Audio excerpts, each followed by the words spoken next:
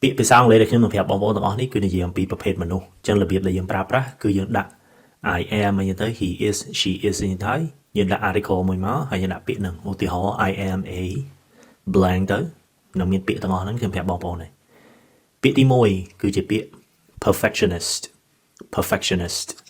perfectionist ហ្នឹងគឺយើងចង់សំដៅទៅមនុស្សណាម្នាក់ដែលពេលគាត់ធ្វើអីមួយគាត់ចង់បានឲ្យរបស់នោះល្អឥតខ្ចោះហ្មងវាមកពីពាក្យថា perfect ចឹង perfectionist ពាក្យទី2គឺជាពាក្យ introvert introvert introvert ហ្នឹងគឺសំដៅទៅមនុស្សណាម្នាក់ដែលគាត់ចូលចិត្តនៅម្នាក់ឯងក៏អត់សូវចូលចិត្តមនុស្សម្នាដទៃទៀតច្រើនទេពាក្យទី3គឺជាពាក្យ extrovert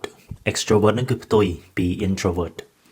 មនុស្ស extrovert គឺមនុស្សដែលចូលចិត្តឲ្យមានមនុស្សម្នាច្រើនអញ្ចឹងគាត់ចូលចំណោមចូលអីគេហ្នឹងគាត់ចូលចិត្តណា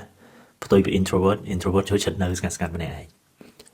ពាក្យទី4បើសិនជាយើងចង់និយាយថាមនុស្សហ្នឹង introvert ក៏បាន extrovert ក៏បានគេមានពាក្យមួយទៀតគឺគេប្រើពាក្យថា ambivert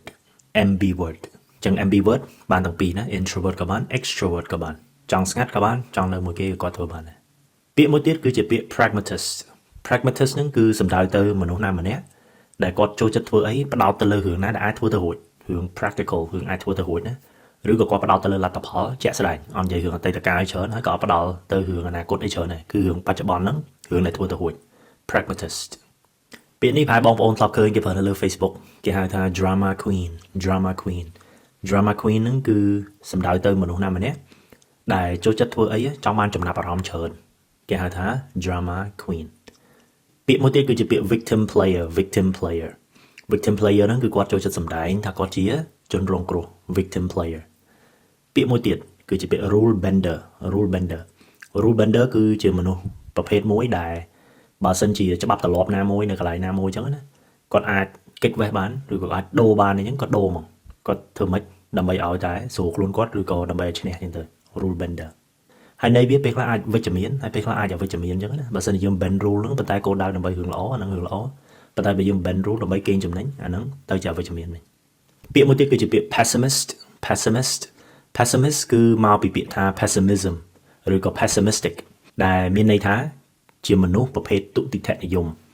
គិតអីច្រើនតែគិតចេញអវិជ្ជមានច្រើនពេលដែលសម្លឹងទៅអនាគតណា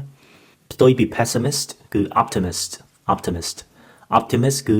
សុទិដ្ឋិនិយមវិញអញ្ចឹង optimist គឺជាមនុស្សម្នាក់ដែលចូលចិត្តគិតអីវិជ្ជមានបើយើងយករឿងអីមួយមកសួរគាត់គិតចេញរឿងល្អៗច្រើនតែម្ដងអញ្ចឹងមានប៉ុណ្្នឹងណាបងប្អូនជាមនុស្សប្រភេទណាដែរផ្សេងជាប្រយោគឲ្យ comment ក្នុងវីដេអូនេះមក